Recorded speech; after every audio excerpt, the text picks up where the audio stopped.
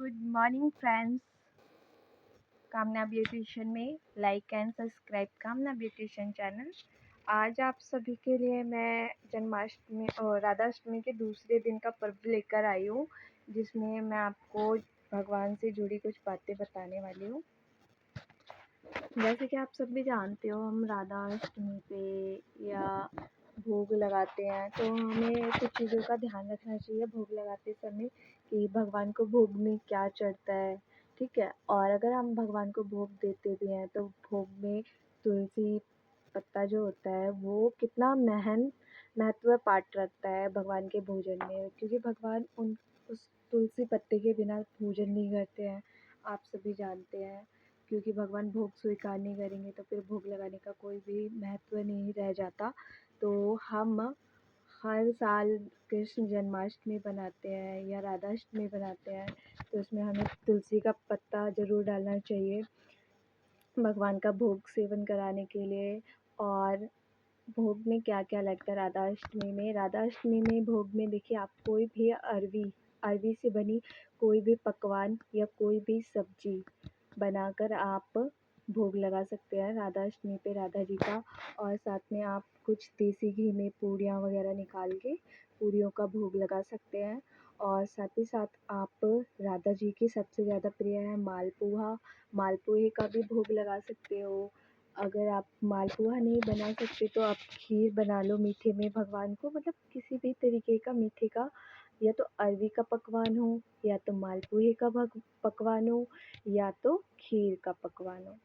ये 56 भोग से भी ज़्यादा महत्व रखते हैं राधा रानी के मन पसंदीदा भोग प्रसाद।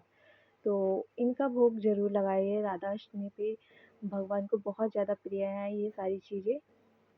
तो राधे राधे फ्रेंड्स। अब मैं आपको कान्हा जी का भोग बता रही जन्माष्टमी पे, आपको क्या सबसे ज़्यादा अच्छा होता है, सबसे ज़्यादा ज़रूरी क्या होता है, ठीक है। कान्हा जी का है सबसे ज़्यादा, एक तो पंचामृत, ठीक है, और दूसरा है माखन मिश्री का भोग, तीसरा है भगवान का माखन मिश्री, पंचामृत, और एक वो जो होता है ना, उसको क्या कहते हैं आप, जो सूजी से बनाते हैं ड्राई फ्रूट डाल के, पंचमेवा टाइप का कुछ बनाते हैं ना, वो भोग लगता है।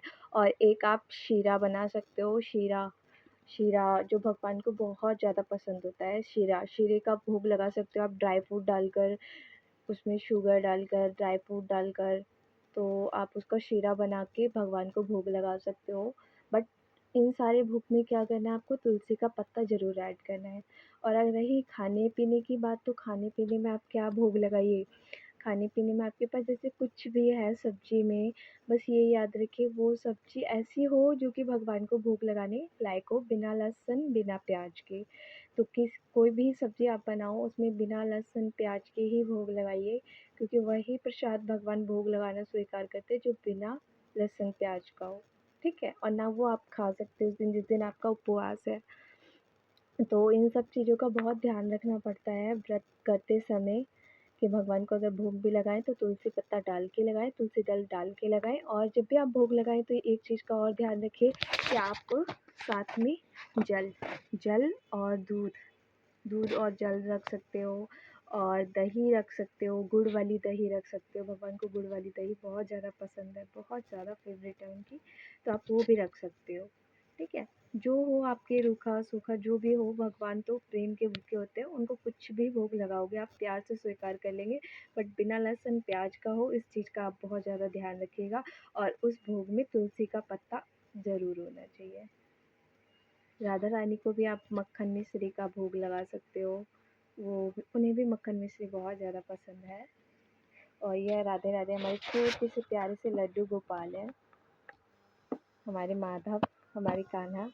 और ये उनसे भी छोटे से सबसे क्यूट और सबसे स्वीट कान्हा जी हैं, ये हमारे सबसे छोटे लड्डू गोपाल। और ये हमारी प्रिय राधा रानी है, युगल सरकार की जोड़ी है राधा कृष्ण जी की।